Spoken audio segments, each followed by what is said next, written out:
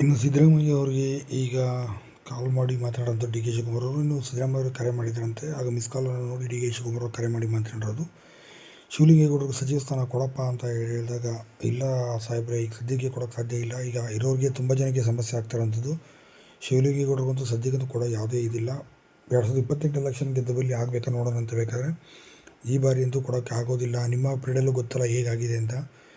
ಈಗಾಗಲೇ ಹಳೆಯ ಸಚಿವಾಕಾಂಕ್ಷಿಗಳು ತುಂಬ ಜನ ಕಾಯ್ತಿದ್ದಾರೆ. ಹಾಗಾಗಿ ಕೊಡಲು ಸಾಧ್ಯ ಆಗೋದಿಲ್ಲ ಸಾಹೇಬರೇ, ದಯವಿಟ್ಟು ಬೇಜಾರಾಗಬೇಡಿ ಅಂತ ಹೇಳಿ ಸಿದ್ದರಾಮಯ್ಯ ಅವರಿಗೆ ಖಡಕ್ಕಾಗಿ ಉತ್ತರವನ್ನು ಕೊಟ್ಟಿರುವಂಥದ್ದು ಡಿ ಕೆ ಶಿವಕುಮಾರ್ ಅವರು. ಇದೊಂದು ದೊಡ್ಡ ಮಟ್ಟಿಗೆ ಶಾಕ್ ಆಗಿರುವಂಥದ್ದು.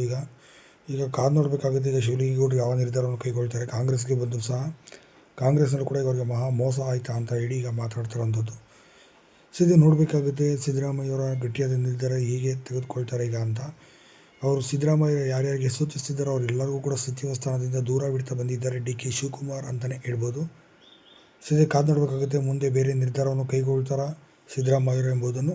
ಆಗ ನೀವೇನಂತೀರ ಕಮೆಂಟ್ ಮಾಡಿ.